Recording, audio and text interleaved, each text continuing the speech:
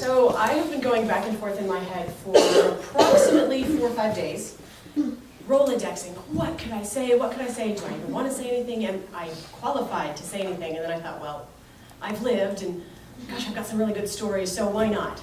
So I was going to tell the story of my first kiss with a boy when I was 13, but then when we got to the sexual mishaps thing, I thought, excellent, I can tell about the first time I had sex with a woman. So, I was raised Catholic, and therefore gay was not something that we were allowed to know about. So all those feelings I had in 7th grade when I was kissing those boys were not something that I could put a name to or figure out or even really understand in myself, because gay was something that was mean to say on the schoolyard. So I grow up and I do what I'm expected to do. I got married to a man, I had 2 kids, and I liked him well enough on some level, and we were really ill-suited as partners. But he was the person that my parents raised me to want. But as time goes on, so through my 20s, all of those feelings from 7th grade and 8th grade when I was checking out girls in the locker room, they started coming back. And we were living in Vermont on 30 acres on a dirt driveway off a dirt road, and snow for 6 months, and there's not a lot of passion in that sense. So I had a lot of passion up here. And the more I thought about it and the more I sort of figured out who I was, the more I realized this relationship is probably not going to last. But I didn't know what to do with that, and I'd never had a woman interested in me, and I didn't know what to do with any of those feelings.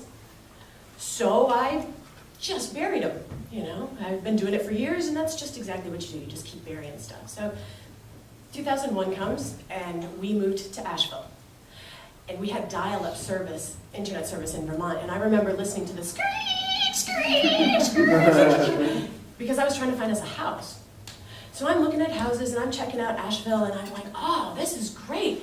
There's like 8 theater groups in town. And I've been doing theater for years, because I'm pretty passionate about getting up in front of people. And then I realized that Asheville was sort of this lesbian mecca, and I went, really? And then quickly put that aside, because we can't talk about that. So we moved here, and it pretty soon became apparent that I was not going to be able to stay in that marriage and still be the person I needed to be. Right about that time, so this was 2002, early 2002, I found a group of women online that were identified as married but lesbian. And so it was an online support group of women who either started out married and had divorced, or were still married and trying to figure out how to negotiate a relationship with the man that they viewed as their best friend, as well as the women or woman that they would like to be partners with. And that was varying degrees of successful for different people. Occasionally, some of them would get together. So right after my husband and I split up, because I just couldn't make it work anymore, I ended up going to a gathering of these women. And I drove 8 hours from here to the middle of Indiana to someone's house to meet up with women I'd never seen in real life. But I'd been having conversations with them for over a year.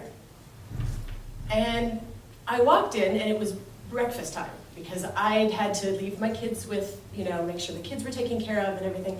And I'd left around midnight. And so I drove to a little town near Bloomington, Indiana, and I drove in the yard, and I, thank God for cell phones, had called ahead. Is someone going to be up? Oh yeah, we're up, we're having coffee. So I walk in, and oh, hugs, and oh, it's so nice to meet you, and put a face with a name, and all of this. And as I'm standing in the kitchen, maybe, you know, a little while later, I see this woman walk by the kitchen door, and I went, oh. Oh.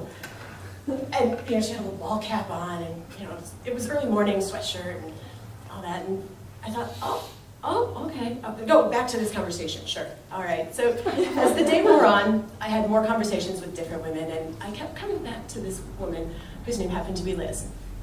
She was still married at the time, and her husband knew that she was gay, and they were trying to work out some sort of arrangement. Anyway, she and I started talking. And as, you know, the evening the afternoon progressed, we took a walk down by the creek, and then we got a little bit closer, and then, oh, there was a bonfire, and of course there's guitars, and there's singing, and of course there's all sorts of Girl Scout references, because what is the Girl Scouts but the lesbian training ground? I did not know that it was called Future Lesbians of America, but several of the women there said, oh no, that's when I first figured out I was gay. So Liz had not been in the Girl Scouts, but several of the other women there had been in the Girl Scouts. And so as it's getting later and later, and we're trying to figure out sleeping arrangements, because I hadn't spent the night there the night before, the woman who was hosting said, I set up the air mattress in the living room for you and Liz. Okay. The living room, okay. Now you gotta understand, when people get together at gatherings, there's varying amounts of sleep that happens, right? Some people are the people who go to bed early and they're like, okay, I'm exhausted. Some people are the stay up all night people. Some people are the partying, drinking it up crowd. And some of us fall somewhere in the middle. I had been up since the day before. I'd had just a few hours of sleep. But I was so jazzed and so excited that I was never gonna sleep again. And so, I don't know, around midnight, 1 o'clock, we have pajamas on, and we're in the middle of the living room on an air mattress. People are going back and forth from the front door, down the hall to the bathroom, back and forth, and we're just laying there and we're kind of whispering together, and kind of kissing, and every once in a while somebody comes and jumps on the air mattress. Hey, what's going on? How are you doing? How's it going? So nice to see you guys. I'm so glad you're here. You know, drunker people are like hugging us, and we love you. And eventually, there was a woman named Reese who came, and she sat down and she said, now, you know the song that goes with what you're doing. I said, the song?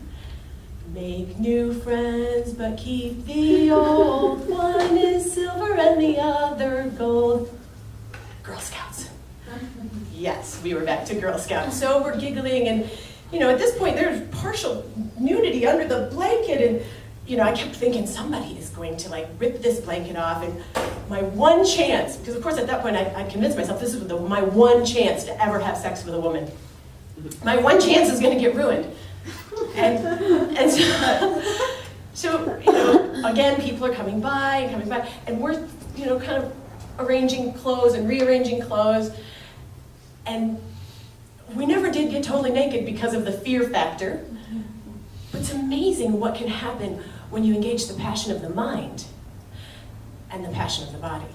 Because she didn't have to get naked for me to get excited. And I didn't have to get naked for her to get excited. And I did not have to get naked in order to have the best orgasm I'd ever had in my life up to that point, to levitate off that air mattress, to sing praises to every goddess, angel, and deity that ever walked on any plane ever.